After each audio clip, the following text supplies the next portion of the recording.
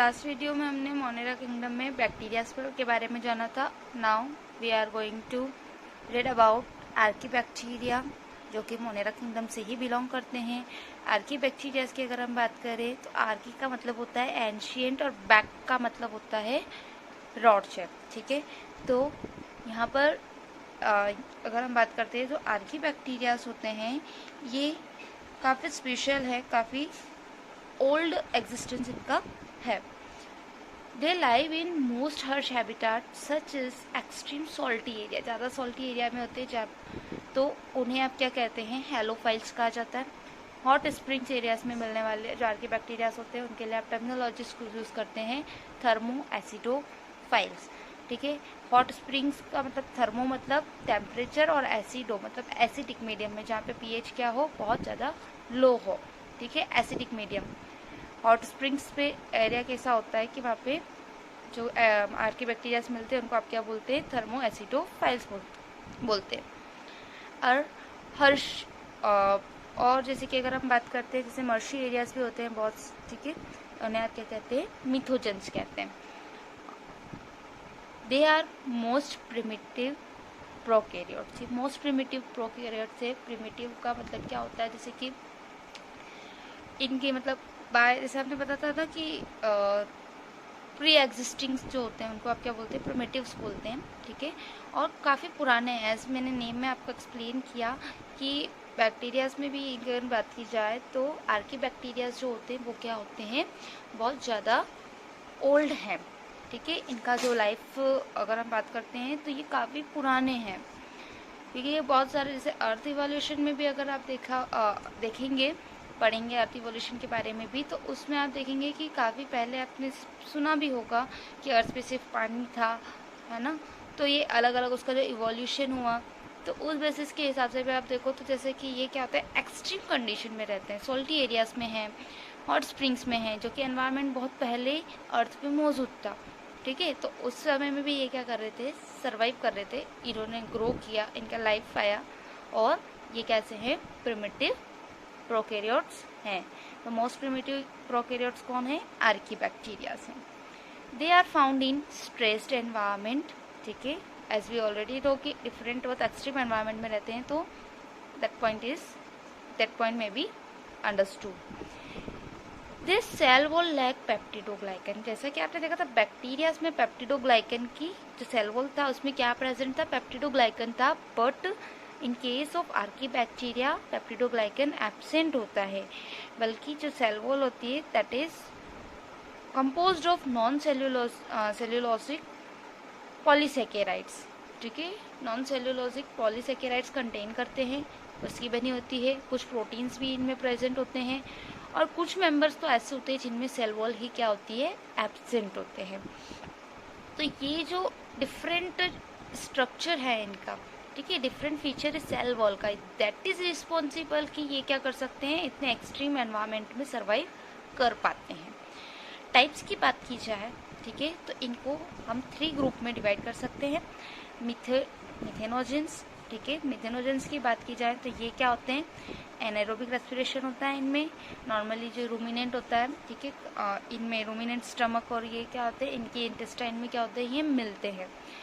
They produce almost 65% of methane, atmospheric methane. ठीक है, जैसे कि आपने सुना होगा बायोगैस, जो काऊ डंग और ये होता है, इससे क्या करते हैं, मीथेन गैस प्रोड्यूस की जाती है बायोगैस प्लांट से।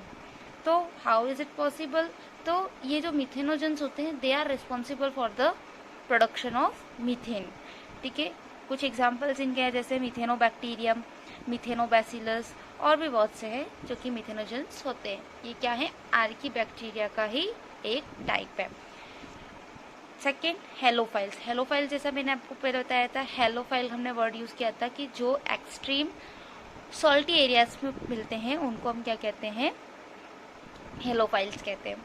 तो they are found in extreme saline environment and they contain a chemical called halorhodopsin. ठीक है, अब अगर हेलोरोडोप्सिन की बात की जाए तो ये क्या करता है, it pumps in chlorides into the cell to prevent cellular dehydration. ये क्या करता है, पंपिंग का वर्क करता है क्लोराइड्स को ओके, सेल के अंदर क्लोराइड्स को पंप करता है और अल्टीमेटली क्या करता है, सेल को डिहाइड्रेट होने से बचाता है। ओके, और जो ऐसे हेलोबैक्टीरियम की बात की जाए, हेलोफाइल्स में हेलोबैक्टीरियम एक एग्जांपल है जिसकी मेम्ब्रेन कैसी होती है, पर्पल मेम्ब्रेन होती है। ठीक है, वो किसकी वजह से होती है कि उनमें एक और पिगमेंट प्रेजेंट होता है जो कि क्या होता है, बैक्टीरियो रोडोप्सिन होता है, जिसकी वजह से क्या होते हैं, ये पर्पल होते हैं। और इससे क्या होता है, ये क्या करते हैं, लाइट को ट्रैप करते हैं। ठीक है, और क्या करते हैं, प्रोटॉन पंप करते हैं and help in the synthesis of ATP. ATP form क्या होता है, ATP is the form of energy. ठीक है, एनर्जी प्रोड्यूस करते हैं तो किस फॉर्म में होता है, एटीपी के फॉर्म में होता है, जो कि एटीपी का फुल फॉर्म क्या होता है, एडिनोस ट्राई फॉस्फेट। इसके बारे में हम आगे और डिटेल में पढ़ेंगे जब हम मॉलिक्यूलर बायोलॉजी पढ़ेंगे, in that we will discuss it in detail. Halophiles की एग्जाम्पल देखें तो हेलोबैक्टीरियम हो गया, halococcus. Okay, I hope you understand about the halophiles. Then the third one is the thermoacidophiles. As we have discussed, thermo terminology is used for the temperature, acido for the low pH medium or files. ठीक है, तो thermo acidophile collectively क्या कहलाएंगे कि ऐसे Archie bacteria जो बहुत ज़्यादा हीट में, जो कि अराउंड 75 से 75 डिग्री सेल्सियस से -190 डिग्री सेल्सियस तक भी सर्वाइव कर पाते हैं। बहुत सारे कोल्ड रीजन में भी होते हैं, बहुत ज़्यादा हॉट रीजन में भी होते हैं। ठीक है, पीएच कैसा हो, जिसका आसपास अराउंड 2 पीएच हो, लो, बहुत ज़्यादा लो पीएच होता है, बहुत ज़्यादा एसिडिक मीडियम होता है जिसमें ये सर्वाइव करते हैं। ठीक है, अगर यहाँ बात करें कि एनारोबिक कंडीशन में ये क्या कर सकते हैं, ऑक्सीडाइज कर देते हैं सल्फर को और क्या बना देते हैं, सल्फ्यूरिक एसिड। ठीक है, ये क्या करते हैं, ऑक्सीडाइज कर देते हैं किसको, सल्फर को, और क्या बना देते हैं, H2SO4 बना देते हैं। ठीक है, तो ये कुछ बेसिक डिटेल थी किसके बारे में, थर्मोफाइल्स के बारे में। अब अगर बात की जाए, थर्मोएसिडोफाइल्स सर्वाइव कर पाते हैं बहुत ज़्यादा हाई टेम्परेचर और लो पीएच कंडीशन में। इसका कारण क्या है, तो जो थर्मोफाइल्स है, एक तो सेल वॉल होने का कारण है इनका। ठीक है, special branched chain lipids in cell membrane that reduce cell fluidity. ठीक है, जो इनकी सेल मेम्ब्रेन होती है उसमें क्या होता है, लिपिड्स की चेन होती है, ब्रांच्ड चेन होती है, जो कि क्या करती है, इसकी फ्लूइडिटी को रिड्यूस कर देती है। तो ये एक तो रीज़न है। और दूसरा रीज़न क्या होता है कि जो एंजाइम्स बनते हैं इनकी बॉडी में, वो एंजाइम्स क्या होते हैं, लो पीएच में भी काम कर सकते हैं। तो these are the few reason जिसकी वजह से क्या होते हैं, थर्मोफाइल्स एक्सट्रीम कंडीशन में रहते हैं। तो we can understood the question में also be point out from here, what are the reason responsible for the existence of thermophiles. Thermophiles में ऐसा क्या है कि वो क्या हाई टेम्परेचर और लो पीएच कंडीशंस में सर्वाइव कर पाते हैं। ठीक है, तो you can explain that with the help of what are that reason, कि स्पेशल ब्रांच चेन होती है लिपिड की सेल मेम्ब्रेन में, जो कि रिड्यूस कर देती है फ्लूइडिटी को। एंजाइम्स जो हैं वो वर्क कर सकते हैं लो पीएच में, और जो एंजाइम्स होते हैं वो रेजिस्टेंस होते हैं हाई टेम्परेचर कोएगुलेशन के। ठीक है, तो ऐसे हाई टेम्परेचर को क्या करते हैं, हाई टेम्परेचर की वजह से इनको कोई डैमेज नहीं होता है। आप अगर एंजाइम्स के बारे में एक बात बता दूं मैं आपको, जो एंजाइम्स होते हैं वो एक मॉडरेट टेम्परेचर पे, एक फिक्स्ड डेफिनेट टेम्परेचर पे क्या करते हैं, सर्वाइव करते हैं और अपना वर्क करते हैं। बट अगर ये टेम्परेचर ज़्यादा होता है तो एंजाइम क्या हो जाते हैं, डिस्ट्रॉय हो जाते हैं। उनकी जो कैपेसिटी होती है रिएक्शन को इन्हेंस करने की, वो क्या हो जाती है, लॉस हो जाती है। तो यहाँ पर थर्मोफाइल्स के केस में जो एंजाइम्स है वो लो पीएच के साथ साथ क्या होते हैं, हाई टेम्परेचर रेजिस्टेंट होते हैं।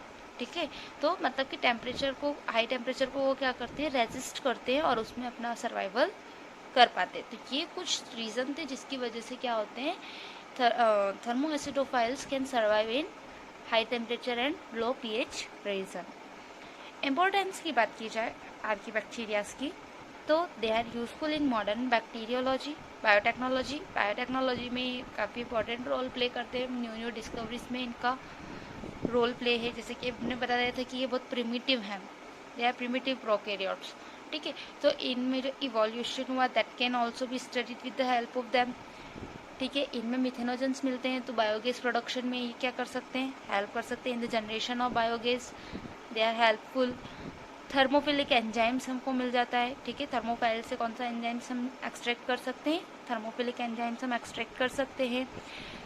इनको एज अ बायोसेंसर भी यूज़ किया जाता है और एज अ रेस्ट्रिक्शन एंजाइम भी इनको क्या किया जाता है, यूज़ किया जाता है। I hope you understand about the archaebacterias.